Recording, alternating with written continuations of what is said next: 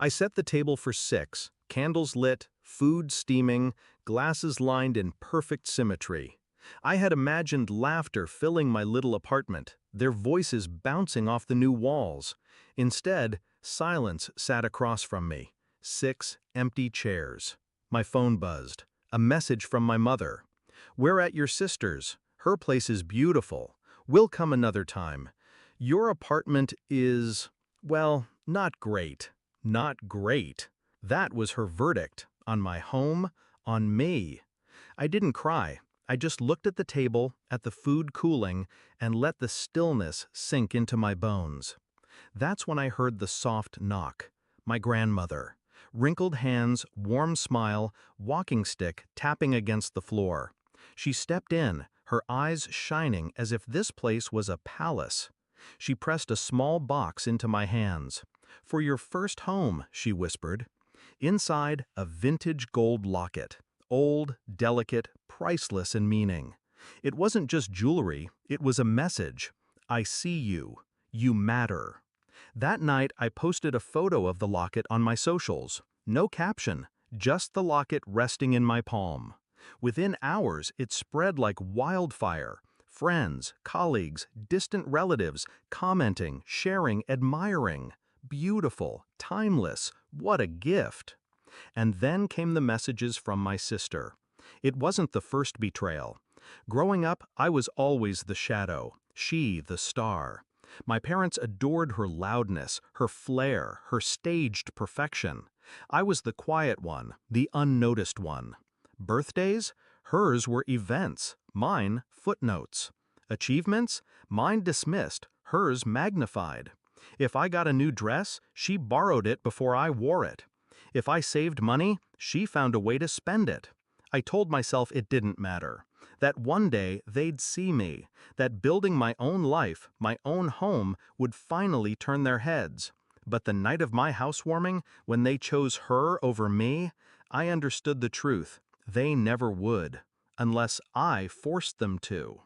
Her first text after the locket photo was innocent. "Where did you get that? It looks expensive." I didn't reply. The second one came sharper. "Mom says you shouldn't flaunt gifts. People will think you're showing off."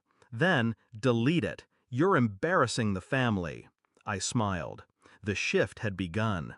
Because what my sister hated most wasn't me being ignored. It was me being noticed. I planned carefully. First, I let the photo breathe. I posted nothing else. Just silence, letting people's attention linger on that single image.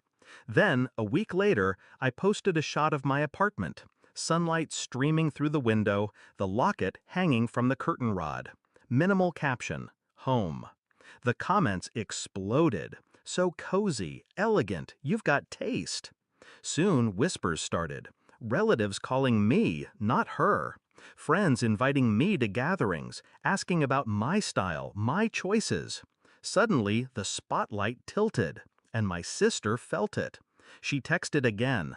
"Why are people asking about your place? You live in a shoebox." I didn't reply. Then came the party. Not mine, hers. A dinner with family, her usual arena for showing off. I went, calm, deliberate, wearing the locket. The moment I walked in, people noticed. Compliments flew. Even the relatives who used to ignore me leaned close, asking, "Where did you find something so exquisite?" I saw it in her face, the tightening jaw, the forced smile.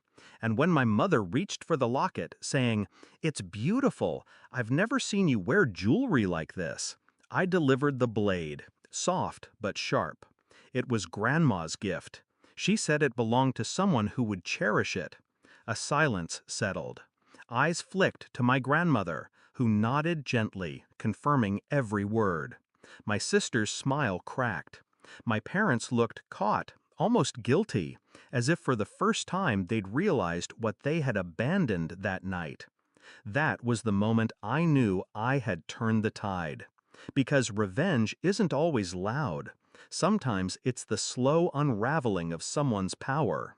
My sister thrived on being the chosen one, the admired one. But admiration is fickle. Once it shifts, it doesn't return. And I didn't need to shout, didn't need to expose their cruelty. All I had to do was let the truth shine in silence. Later that night, she cornered me. Her whisper was venom. "You think one stupid necklace makes you special?" I met her eyes, calm.